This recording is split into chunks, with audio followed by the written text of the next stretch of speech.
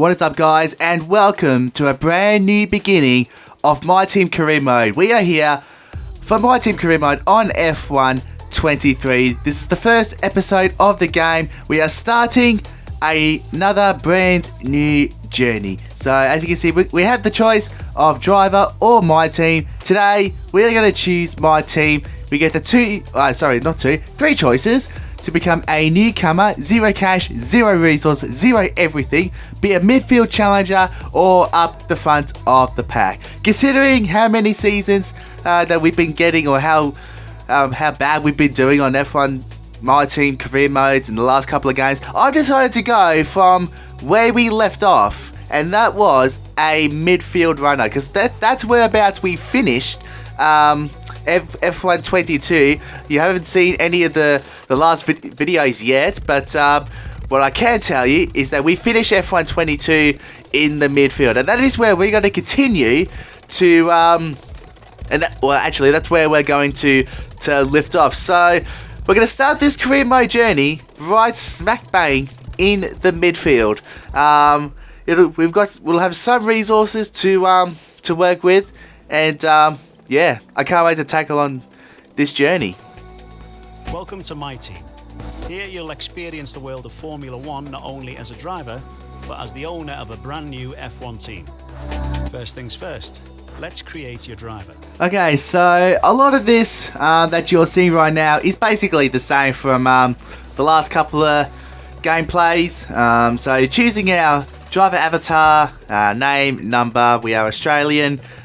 Same avatar from the last couple of years are exactly what I wanted, and it's exactly what I get. So really happy that I get the same character again this season, and it is just great to have someone that looks like me. Unfortunately, my audio name for audio names, neither of my names are in here, so we're gonna stay with Skip like we have the last couple of games, unless they get added. Honestly, Skip is the only thing I'll be using for quite some time, unless they can put my names in the game. And now let's focus on your driver's look. And as you saw there, we're going with the number 88 once again, just a number that I really like. So what you're seeing here is the driver helmet. I've gone for a bit of a gold, black, and a silver kind of look. The helmet doesn't look like it has that much gold on it, but I'll adjust it at some point down the road. I might even change the colours on the helmet or something. So some of the gloves or some of the racewear that you see is actually the ClubSport colours. That's actually really cool. I don't know if I'll ever be changing this team to ClubSport, but if we do, who should our teammate be? Let me guys know if you want me to change this team to ClubSport, and if you do, please let me know, because I think it'll be great. Now let's set up some of the key details of your new team. Alright, so now we get stuck into really creating our team. We're going to start with our team name, and that is going to be CG Motorsport. Pretty much the same as last year, but it could change to ClubSport if you guys like to see us change from CG Motorsport to ClubSport, Butler Global Racing. Anyway, so what you see right now, because we are a midfield team, and by the way, while doing this, I actually got really confused of what I was doing. I thought we were like a backmarker car for some weird reason. So what you see here is we are going to design with Xenon, which is get 8th place in the Constructors Championship. Now, seriously, I don't know how I forgot that we were in a midfield car, but what I have done is that I did go back and start another career mode. I had to restart the whole thing.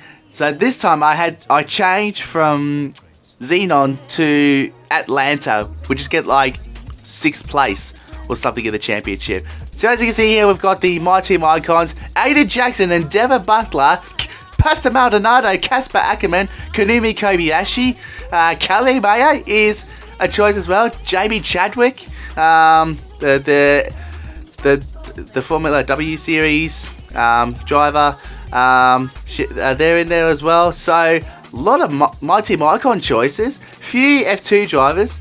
I did think about signing Aiden Jackson to the team. However, you guys haven't seen it yet. But at the end of F1 22, I tried to re-sign Mark Webber for another season, and we were very successful in doing so. So I think it's only fair that we have Mark Webber on the team and keep that all-Australian lineup going on.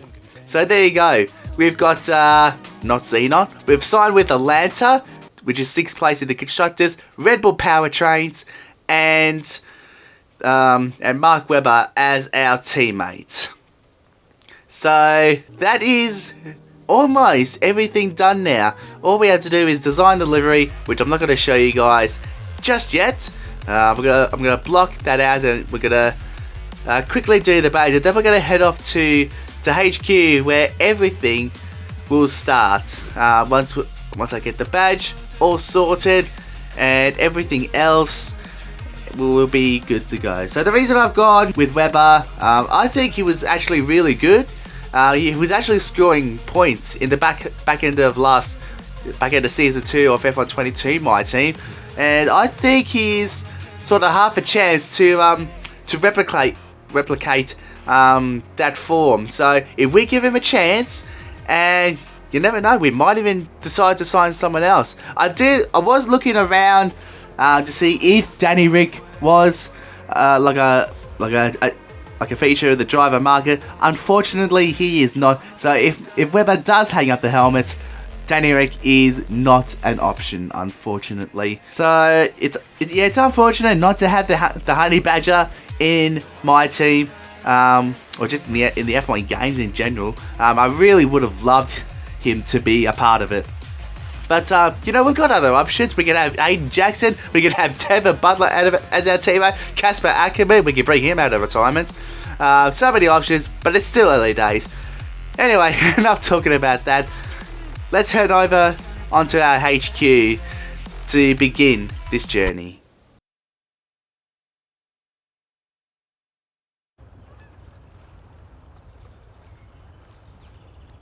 New year, new drivers, new team.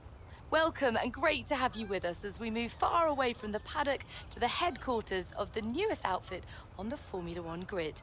We've been granted exclusive access with an interview not just with the team owner or the star driver, but both. Because for the first time in modern F1 history, the team owner is behind the wheel themselves. Now is a great time to bring a new team into the sport, particularly off the back of such compelling competition last year. 2022 saw huge regulation changes, and it was Red Bull who came out on top in the development race. But that was last year. This year could be a very different story. Let me tell you, this facility is an absolute hive of activity, and there is a palpable sense of excitement around the car they've built. Quietly, they truly believe they can challenge at the top, and they've had the time now to craft a hugely competitive race car. But theory is one thing, and taking on the brightest lights in motorsport is quite another. So how does the owner of F1's 11th team feel as they prepare to be thrust into the limelight of the F1 circus? New driver lineups, Qatar returns, Las Vegas debuts, and the engineering race continues to push the sport and the drivers to new heights. What are they aiming for? Most excited about? Most nervous for? Well, soon we will meet them to find out. But first, let's take a look at the brand new car.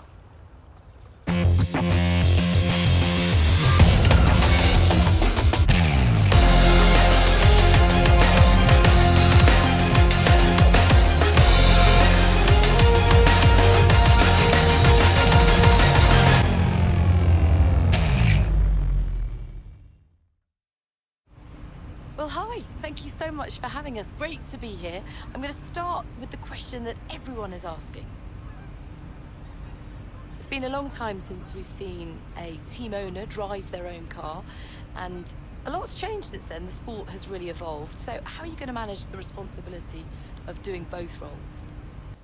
Hopefully, okay. So, just like the last couple of games, all these questions are pretty much the same. Not much that's different. One was about us and how we're going to control the team. One was about Mark Webber. And I think the rest are about the development departments. So really, once I get to about this point, I'm really trying to spread things out as evenly as possible so that every department gets their fair share. One thing that I can probably consider is upgrading the car as fast as possible. Honestly, there's not really much that we can do. We're still going to have very few resources for a midfield comer. We're still going to have to do a lot of the upgrades ourselves, especially to the departments themselves, upgrading the facilities, doing everything that we need to do. So income is going to be critical in this first season. Well, I could talk to you all day. Thank you so much for your time, but I better let you get back to work. There's plenty more still to do. All the very best for your inaugural F1 season. How weird does my avatar look with no hat? Oh dear. I reckon I don't know why, but I don't reckon he wasn't even in the wardrobe. So anyway, we are finally here at HQ. We're now doing team events, and one thing that I like to do is a driver training camp that puts a boost on literally everything: experience, racecraft, awareness, pace, and focus. If I can get a driver training camp here, that's a huge bonus. Honestly, it'll give the driver, or it'll give my teammates, a whole dose of confidence if you actually think about it. So there you go. So we're at level 1 with chassis fabrication. Not chassis. Chassis. We've got 2 levels. Aerodynamics, powertrain, and durability are on level 1. And the chassis is on 2. So, as you saw there, we're looking at what we can do. We've gone for a tyre wear upgrade. I can do a fuel efficiency upgrade. However, that will not get on in time for Bahrain, which is the first race.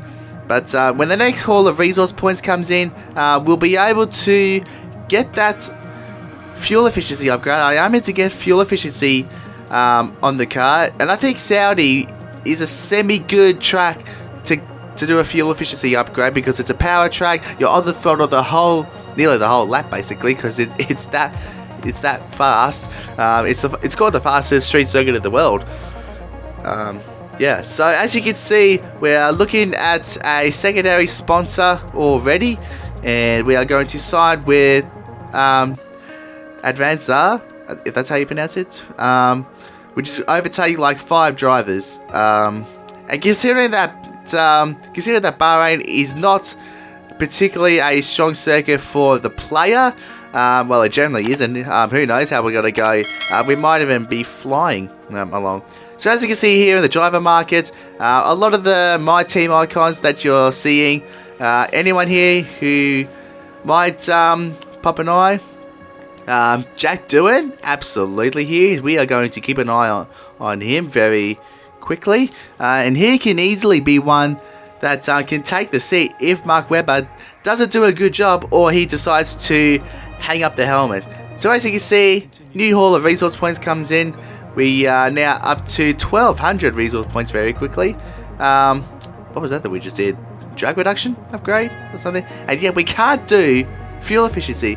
So we're not going to do drag reduction. However, drag reduction is a good upgrade for Saudi, and I've decided to do fuel efficiency because honestly, fuel is not going to be our friend in season 1. Generally, fuel in the first season is no one's friend, if you ask me. And there we go. We've already got a tyre wear upgrade on the car. Now we're looking at facility departments and what we can upgrade.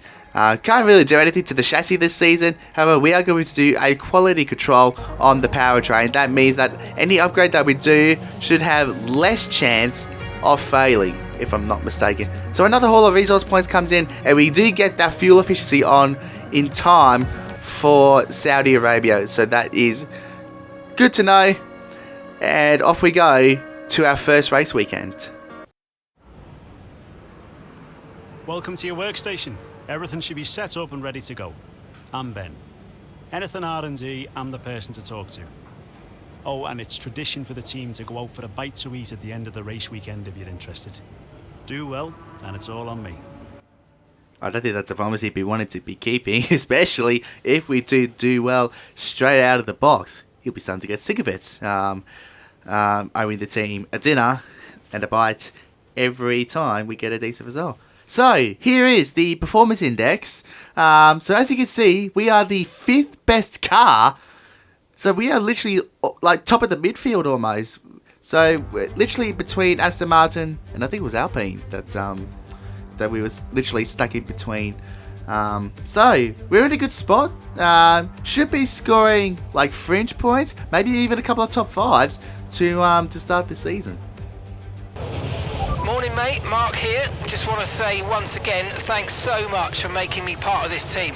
There's a huge number of talented people as I look around this garage, and I cannot wait to see what we can all accomplish together, including you. Our journey to the Constructors' Championship starts right here. Good to have you on board again with us in this career mode, Mark. Don't let me down, and you will be my engineer forever if you do a good job. So, practice. We are here for the first practice session of the season, and we are going to head out for the track acclimatization. We're going to be one of the first cars out on circuit. We're not going to waste too much time at all. So you guys are probably wondering, how do you earn resource points during practice? Well, getting overtaken by an AlphaTauri, very nice.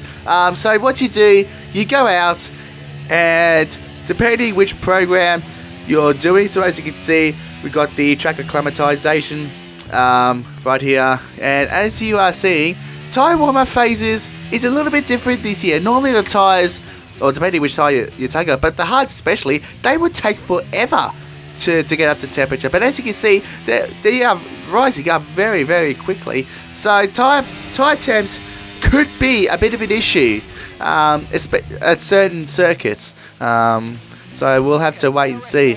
As you can see, nice little back end loss. That's something that I'm not going to be looking forward to. Low speed traction is very brutal. I'm going to have to be super careful on how much throttle I apply. So as you look at the throttle trace, I didn't apply too much, but as we went away from that clip, I think I did have like a little snap.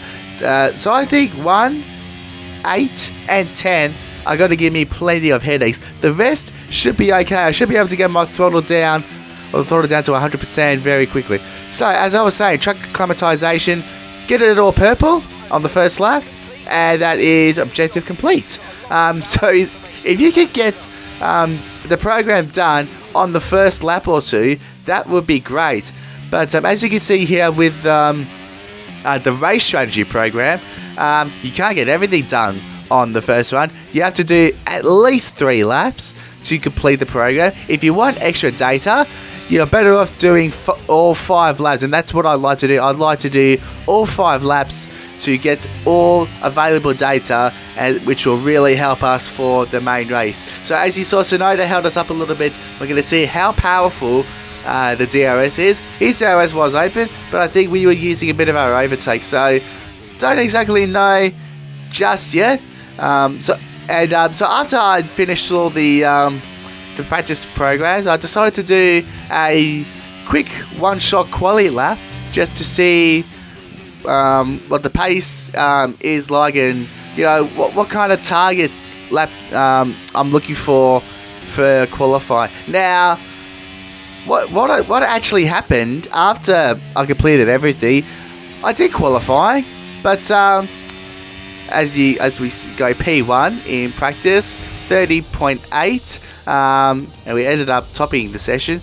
So I went ahead, and I swear that I recorded qualifying, but I couldn't even find the file for from what I recorded. So unfortunately, you guys won't be seeing qualifying, but so that lap, what was it, a 30.9, so 30.9, 30.8, probably a low 30 is what we could be targeting. I don't know exactly what the car is going to feel like. I mean, Bahrain is usually a bit of a better track for the AI, so I'm not exactly sure how we're going to go at the start of this season. If we could score some points, that would be awesome, because the last couple of times that we've come to Bahrain, it hasn't been overly good for us. The AI have had the better pace than us, and yeah. So that's practice all done. I won't tell you too much about quali, because you guys are going to see the grid for yourselves, and once you see the grid, then I'll go to a bit more detail. So 2,000 resource points to spend. We're going to target some upgrades. Can we get anything on the car in time for Saudi? Minor weight reduction, that'll be good. The car will be lighter in the corners, that would be good. ERS, energy recovery system, we can't rush that unfortunately, but that will get on in time for our home Grand Prix. Anything durability wise that we could do? No, not really. Tyre wear? No, not really. Front downforce we can do if we wanted to. I think we will do front downforce. That'll go on in time for Australia. So now let's head to our first race. Months of rumour and speculation all come to an end today as we return to racing for the opening event of what promises to be an enthralling season. Welcome along then to round one of this year's Formula One World Championship. We go racing today around the 3.36 miles of the magnificent Bahrain International Circuit with 15 corners and 2 good passing opportunities into turns 1 and 4. Keep an eye out for drivers locking the front left tyre into the tricky braking zone of turn 10. Off the back of a fantastic qualifying session, it's time to see how our starting grid looks like for today's race. Sergio Perez will lead us away from pole position, edging out Max Verstappen, who'll start from P2. Looking at the rest of today's grid, we have Russell, Leclerc, Hamilton, Fernando Alonso, Skip, Norris, Albon, Bottas, Ocon, Gasly, Sainz, Webber, Oscar Piastri, Tsunoda, Joe, Stroll, Hulkenberg, Magnussen, Sargent, Magnussen. And now it's time to head down to the track. A new season then, a clean slate where anything could happen. Anthony Davidson is with me today as once again we get another year of Formula One underway. We're into those tense few minutes before the first race then. Everyone's a little bit nervous about reliability. They haven't been running in the hot, turbulent wake of other cars in practice, and they've not been pushing at 100% for long durations. Let's hope no one has to deal with any nasty surprises. Alrighty then, here we are on the grid for the first race. And I reckon you guys probably didn't expect us to be in P7 on the grid for this race. And to be honest, I don't know where that pace came from.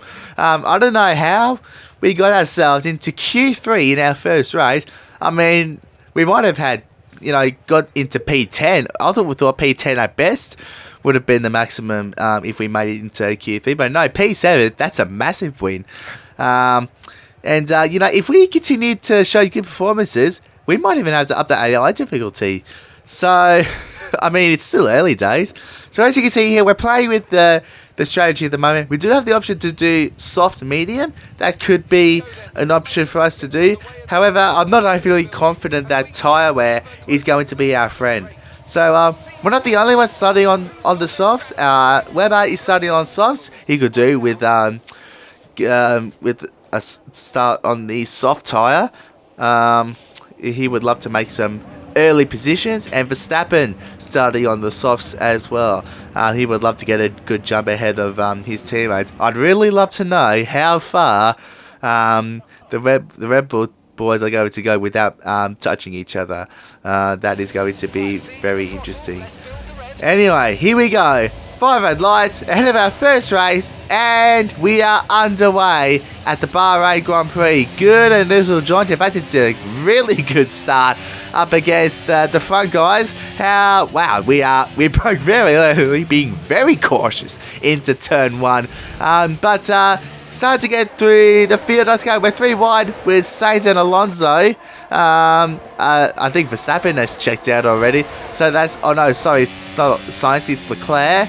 Albon showing the nose. We swiftly moved across to try and cut him up, as you guys saw. Now we get a good run on Lando. We're going to have to try and make use of these soft tyres before they start to go, which will be probably about lap 4 or 5. So here we go, up the inside of Lando. And thankfully he doesn't turn in. The good thing about the AI this year is that they don't turn in on you all of a sudden. So that is a very good thing to know. And it'll help us continue on our course to the front. As you saw, they're a bit sideways coming out of turn 10. That allows Lando to join in the party and for him to get back up the inside of us. I didn't even use any of our battery there. So, plenty of battery to utilise, but we didn't even use it. So, right now we're just going to sit down, chill out, and we will just bide our time for now. Stay with Lando if we can. But the McLaren is a little bit isn't quite as good as what it probably should be. I mean, I don't know how Lando is putting that McLaren in the position where it is right now, considering where it currently is, or considering where it was in the real life GP. So that McLaren isn't quite as good than what it probably is looking like right now. Lando going to Fanta, and we lift off to try and get a better run. I think we slightly touched him a little bit there, but we get a good run. DRS will now be available. However, we don't have our rear wing open, but we probably don't even need DRS to get past. We're still side by side with Lando at the moment, but we'll have the inside, and hopefully with a good exit and a good run through 1, 2 and 3, we can hopefully have a big enough gain to stay ahead, and that's exactly what happened. We're already a second and a half ahead of Lando at this stage right now. Catching back up to the next group of cars. Yeah, yellow flag. Oh, that's Leclerc. He spun up ahead, and we've touched, and we've gone into Leclerc, and we've lost our rear wing. Our front wing safety car is now deployed, and it's been upgraded to a red flag. A red flag on lap 4 of this race. Let's get some replays on what happened. So here's Leclerc. He's gone into 4, and he's just spun. And look, I was kind of a bit late to react there. I don't know how I was a bit late. Just listening now to Leclerc. Now that's not a spin that's everyone was having on the previous year's game. On board with Alonso, he reacted early, but then he gets a nice shove from us there. Yeah, on board now with Carlos. I'll tell you, he was a little bit, he actually reacted to that very well. But to us, unbelievable. So, 4 laps into this race, and we already have a red flag in this first race. Unbelievable. So, I mean, just going back to what happened with me, I was a little bit late to react to that, but even when I do react late, I do avoid the contact and badly damaging the car. But unfortunately, not on this occasion. I do want to try and do another stint on softs and finish on mediums, but unfortunately, the projected race time says it's slower. So I don't want to take too many chances with that. In all honesty, we've got the softs out of the way. We'll be on 2 different tyre compounds, so maybe medium is the way to go. So that's exactly what we're going to do. So where are we now? 5th place. As we restart this race, lights out, and away we go. A few others have decided to do softs to restart this race. Hamilton and Russell being one of them. Good initial jump, but those ahead of us on the softs would get the better run. No doubtably so. Both Mercs having a squabble. We are now going to fight Russell. Hamilton leaves the door open. We can't brake as late as we want, but the chances are that we'll be going straight ahead. Now we get a good run around the outside of George, and we take P4 for the taking. Can we somehow stay with these group of cars and potentially have better pace than them? I don't know. But here comes George back up the inside. We're going to try and hang around the outside. Did I say George was up the inside or outside? I don't know.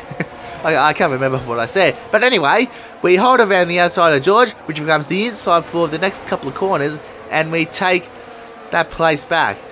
There's a good snapshot of the leaders. Verstappen ahead of Perez and Hamilton. And there's a Williams going up the inside of Carlos Sainz. It is Albon making an overtake on Sainz, and he successfully gets through. Wow, what is that? You can't even see the car coming out of the last corner.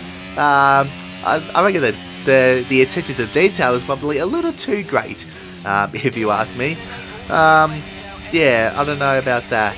Anyway, so George doesn't even need DRS to get past us. He gets through with pure straight line speed. So, not great, but we do get a bit of DRS to try and maybe launch a bit of a sneak attack. The good thing with these cars, you can follow closely. We touched with George. Thankfully, no damage. Bit sideways coming out of turn 4. Now on the run for Tavo, we're going to try and brave around the outside. And George gives us a bit of a shove onto the gravel. And we lose out to Sainz. And we also lose out to Guan Yu Zhou. There he goes. Wow. Okay, so I didn't really expect that. I don't know what happened. Let's get some replays. Here we are with George. I gave him plenty of space. I tried to go around the outside, and it looked like, definitely from my onboard, it looked like that he shoved us clean off. Here's a good aerial shot. So there's a good aerial shot. George is on the curb. We're trying to go around the outside. Now we need to have another look at that, because something in here tells us that we might have gone into George's line. So yeah, we're actually a lot closer to the apex than what my onboard looked like. So maybe did George really shove us off? Here's a look at Carlos. Well, look, if you slow that up, you'll see that we kind of went into George's line a little bit, because I thought I left him a bit more space than I probably thought. So here we go, Guan Yu Zhou. This should be pretty easy picking for us, really. I suppose it's an Alfa Romeo. That's not much of a fight, in all honesty. So now we get through. We've got Sainz and Russell up ahead of us. Could we potentially choose to go to the end of the race on these mediums and try and get track position to keep whatever spot we get? Who knows? But the tyres are not going to be pretty. We'll be reaching like punter territory if we choose to stay out. That sides up the inside of George into turn 4. Very nicely done, and that invites us into the party a little bit. 4th place that Carlos Sainz has taken. Now, what is that? On the MFD, the engine has just gone red, and normally when that happens, it means that you've got an engine failure. MG UK, I think it was, has shot to 99%, and we are out of this race on lap 10. Now, we did have a single failure on F1 22, but unfortunately, it has come back to bite us this time, and 10 laps into this race, and we are out at the first time of asking. That is definitely not the way we wanted to start our campaign. 0 points at the first time of asking. Smiling faces on the pit wall then after that superb win here at Sakir. And rightly so, a brilliant effort from the whole team. Well, Anthony Davidson, a resounding victory today, but what set them apart from the rest? Well, they certainly stood out as a driver with tons of confidence on the track. I think their ability to keep their cool, even during some of the more hectic parts of the race, meant they were able to capitalise on the mistakes of other drivers, giving them the opportunity to make their way to the top spot with ease. Red Bull put up an outstanding fight for the front position today, and it's great to see it paid off for them. They do so much for the sport that you can't help but be delighted by today's race win. Well, it's certainly the perfect start for Verstappen and Red Bull. The defending 2-time world champion gets his route to a 3rd consecutive driver's title underway. Great start for him. not so great start for us, unfortunately. Yeah, only 10 laps into this race, and the engine has let go already. That's not going to be great the further we get into the season, especially if engine wear is going to be a major drama there. But on the positive note, Webber gets his way up into 9th in the end. So, we've got one car out of the points, not making it to the end. Lance Stroll didn't even make it to the end either, so unfortunate for him. How did he DNF? Well, we didn't even get past lap 10, so I probably don't even know. Probably something terminal. Leclerc got a 5-second penalty. I didn't see what that was for. Maybe, what is it with us? If it was, that's pretty stiff. That would be very stiff. If he did get a 5-second penalty for that, he made his own mistake, but he's stranded in the middle of the racetrack. What's he meant to do? I don't know. But yeah, great for Ma. He brought home points for the team, and for us, we've got some work to do to make this car a bit more reliable. The bonus thing, I guess, we overtook 5 drivers. We got all the cash in, but now we're going to have a look into what we're going to do, because we can't have these engine failures happening too often, because if it does, it'll absolutely kill us at the end of the season.